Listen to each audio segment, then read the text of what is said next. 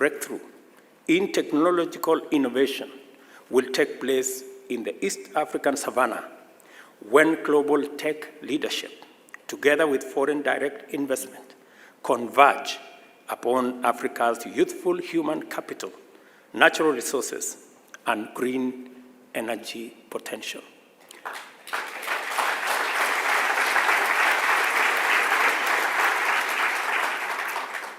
I am very clear in my mind that this is the moment we are having a conversation about. I am not alone in this conviction. The first movers are already on site, and they pitched tent long time ago in Kenya, a country famous for its vibrant entrepreneurship culture and pioneering innovation ecosystem, which is now home to the regional headquarters of Google, IBM, and Oracle, among others. I want to assure you, ladies and gentlemen, on what Ambassador Whitman has presented. Kenya is all that he has said and much more. You will hear Sitoyo Lopokoit, who is right here with us, give you his presentation of M-Pesa, the mobile money innovation that has transformed payments, challenged traditional banking services, and innovatively solved transactional security issues. M-Pesa is also Kenya's confident announcement to the world that we are ready, able, and willing to play in the big tech league. I am aware that it's not enough to have opportunities, however numerous and attractive. Incentives, and I repeat, incentives matter. And investment capital responds directly to the institutional dimensions of the operating environment. I have come to the Silicon Valley to underscore the Kenya government's strategic intent to support, through infrastructure and other investment, the enhancement of Kenya's position as the epicenter of Africa's innovation and technological transformation. Due to the various factors, many countries in our part of the world still struggle with low rates of internet penetration, digital literacy, and electric power connectivity. Access to the internet, a requirement to practically a fundamental human rights status throughout the world, remains out of reach for most people on our continent, with less than 22% access in 2021 that was reported. Given Africa's unique situation with the international financial system, few countries enjoy the fiscal space required to commit significant resources to strategic investment aimed at systematically developing digital infrastructure, services, skills, and entrepreneurship. For your information, Kenya is among those few. We have provided the infrastructure and institutional framework to support high connectivity throughout the country. Our mobile penetration is the highest on the continent, close to universal. 4G and 5G coverage is 96%, with major urban centers across the country connected to 5G networks. The mobile phone remains the foremost instrument of digital transformation in Kenya, enabling people perform a broad range of tasks and enjoy a spectrum of services at their convenience. It is the engine that optimizes the restless energy of our youthful and entrepreneurial nation. And as a government, Kenya is the cradle of humankind, is the home of humankind. That is where we all came from. Those of you who are in America, those of you in Asia and the rest of the world, we all came from somewhere in Kenya. And therefore, don't be surprised when you feel at home in Kenya, because it truly is home. And therefore, I want to urge you It is said, east and west, including north and south, home is best. Come invest at home. Thank you very much. Clean energy will define the heart and soul of Kenya's tech growth and development. As you already know, Kenya is a global leader in the generation and utilization of green energy.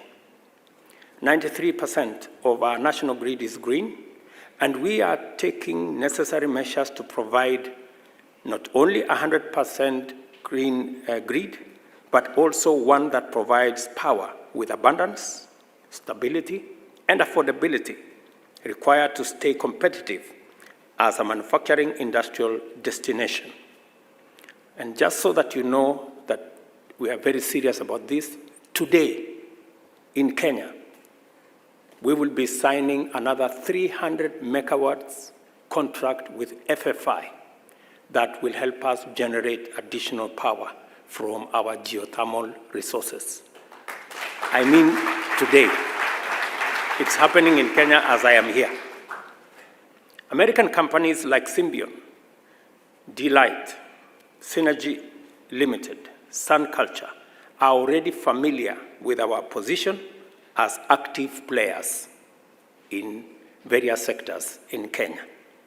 Our country is home to the only data center on our continent that is certified under the world's best green building rating system. Not only is the National Data Center accredited for leadership in energy and environment design, it is also certified by the Uptime Institute as a Tier 3 data center, which means that it can guarantee 99.99% availability of service. Last month, we broke ground for the only 100% green energy-powered data center connected to geothermal electric power at the most competitive cost per kilowatt hour. It is projected, as you all know, that 15% of total global energy will soon be consumed by data centers. The signal is officially out. You cannot find a better location for your green data center than in Kenya.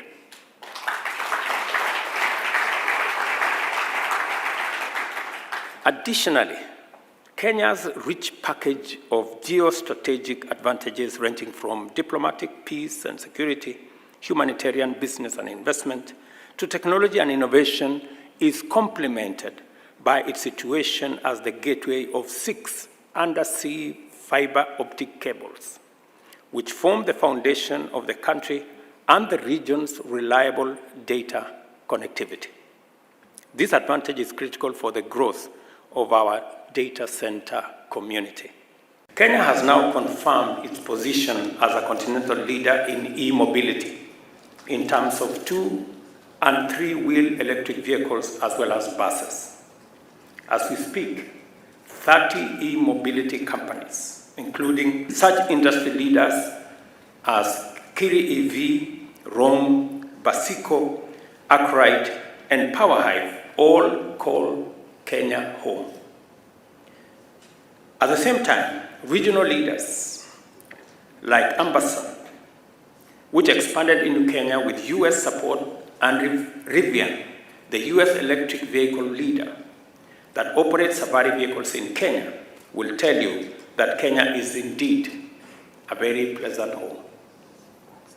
The Africa Climate Summit that we held a few days ago enabled Africa's leaders to mobilize effectively in defining a common continental position on climate action, which will shape our agenda in multilateral fora, including the United Nations General Assembly, which we are attending later this week, and the COP28 that is coming up in December. In addition to this, the summit reinforced Kenya's well-earned credentials as a leader in climate action, green transformation, and the commitment to align the global industrial decarbonization agenda with Africa's potential. Over 35,000 participants attended the summit, led by 25 African heads of state and governments and the UN Secretary General. One thing became undeniably clear: the future of green growth is African. To actualize the intention of developing a business-friendly environment, the following commitments are now very high strategic priorities. First, for the sake of stability, we have a tax code that is simple to enforce, consistent, fair, and predictable, that lasts at least 3 years. This is one commitment that I undertook when I made contact and I had a conversation with the American Chamber of Commerce. Secondly, we are committed to align our institutional framework for data protection with a global regime of global cross-border privacy rules framework.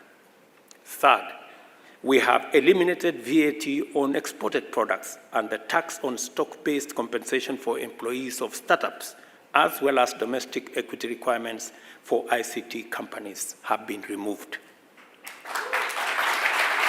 Again, these are a raft of commitments that I did undertake to make Kenya a destination for the kind of companies that you run. You can now operate from Kenya into the region, provide services across the region without paying any additional tax. There was a requirement before that for you to set up in our continent, you needed to partner with companies in Kenya to the extent of 30% of equity. We have removed that requirement because we realize that the ability or capability of some of the companies locally to have that kind of resources may not exist, and therefore it served as an impediment. Further, we also give our undertaking to comply with the OECD's two-pillar solution for digital services tax when it enters into force. I believe it is also necessary at this stage to underscore our commitment to the re-engineering of our country's special economic zones and export processing zones with the intention of making them the most competitive in Africa. The strategic mission is to accelerate the flow of foreign direct investment by simplifying processes and removing procedures and regulations whose only purpose is to create unnecessary barriers to investors. We are further clarifying and rationalizing land regime to make access to land in our special economic zone and export processing zones expeditious. It is also useful to bring to your attention the fact that CCI Global, an American firm operating Kenya's biggest PPO out of Tatu City, Kenya's leading privately owned special economic zone, is presently doubling its workforce to 8,000, with a plan to further increase it to 12,000. This will enable CCI to serve American corporations including United Airlines, Spirit Airlines, JetBlue, AT&T, and Shipt, thereby giving very young Kenyans between 18 to 24 the opportunity to develop and provide the highest level of customer service skills. Thanks to CCI, its American clients, Kenya's famous hospitality has gone global, and we commit to take all necessary measures to make Kenya even more attractive for BPOs. We are working on smartphones to make sure that citizens from the comfort of their homes and villages can access government services. There remains significant opportunity to do more in fostering digital access and inclusion. As a matter of fact, it is possible for us in Kenya to leapfrog over more traditional ICT simply by keeping down the cost of smartphones. The possibility motivated my announcement early in the year that the government would collaborate with the private sector to roll out the first million locally assembled smartphones to sell at only $40. For technology to play its role. And just for your information, the factory is up and the first 20,000 units are out.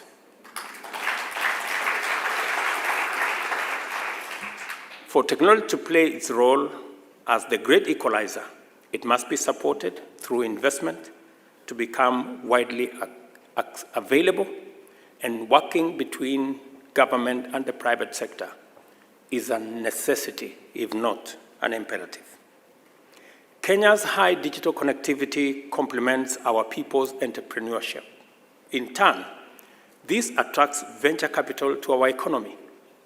This is why Kenya defied a global slowing down of venture capital to record Africa's strongest growth in funds raised.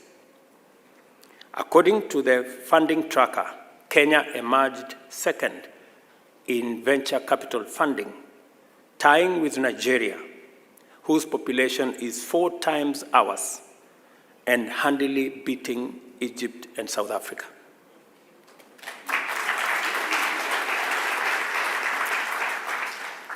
The reason for Kenya's strong performance in attracting venture capital funding boils down to investor confidence, the knowledge that a startup that succeeds in Kenya is highly likely to scale the rest of Africa.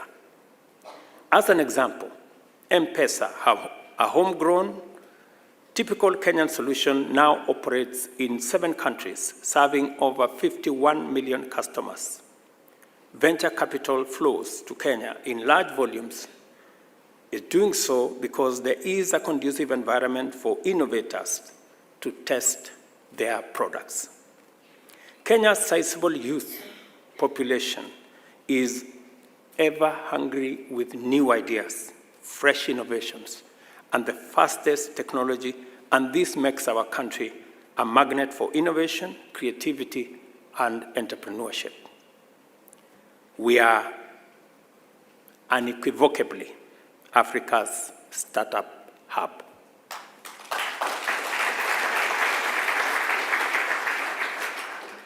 Kenya is a wholly people-driven nation, state and economy. Our ability to compete with economies with superior resource endowments comes from the spirit of resilience of our people. At the heart of our entrepreneurial culture are the hopes, dreams, and aspirations of Kenyan people. The irrepressible energy of our people drives our country's overall robustness, and particularly our dynamism in technological innovation and beyond. We do not take this for granted, and investing in people is therefore a critical strategic priority for Kenya. One of the most Kenya, ladies and gentlemen, is your gateway to the Silicon Savannah, to the East African community, the most integrated regional market of 500 million people. It is also a gateway to the Pan-African market of 1.4 billion people. If you build in Kenya, it works for Africa, and if you set up in Kenya, your African footprint is guaranteed. Our country is not only a thriving economy of the hardest workers you can find anywhere, it is also a scenic extravaganza of spectacular geography and a thrilling theater of rare wildlife in majestic action.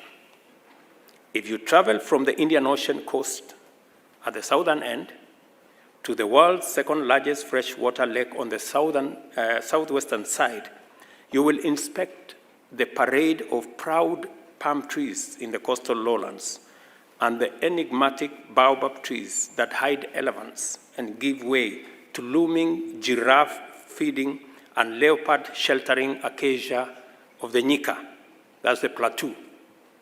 The herbivorous magnet savanna grasses where lions and cheetahs stalk hungrily for prey before you enter dense tropical forests higher and further inland on the way to behold the dramatic Afro-alpine flora of freezing mountainside, where you can see the snow-capped peak of Africa's second highest mountain before surveying the breath-stopping escarpments with borders to Lake Shirun, Great Rift Valley, where I come from. You can enjoy all this and more over a course of only 800 kilometers. The diversity of our landscapes and wildlife is amazing. Our people are brilliant winners of diligent go-getters. Magical Kenya is irresistible. I have learned something fantastic from Ambassador Whitman. Kenya has innumerable, marvelous attractions that we have grown up with and often take for granted. I agree with her that Kenya is beautiful and brimming with possibilities, which will be unleashed by aligning your investments with our opportunities. My work is to create the best possible environment for that to happen. And I give you my commitment that I will do my best, and I will do it quickly.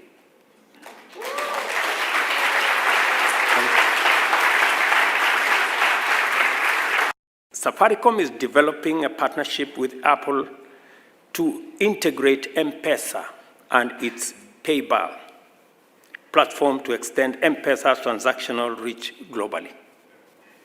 And this has nothing to do with Ambassador Whitman being the ambassador of Kenya. Our strategic collaboration with Microsoft, Intel, IBM, Oracle, and Google are going to be pursued from a similarly pro-tech, solution-oriented, opportunity-enhancing, and transformational standpoint.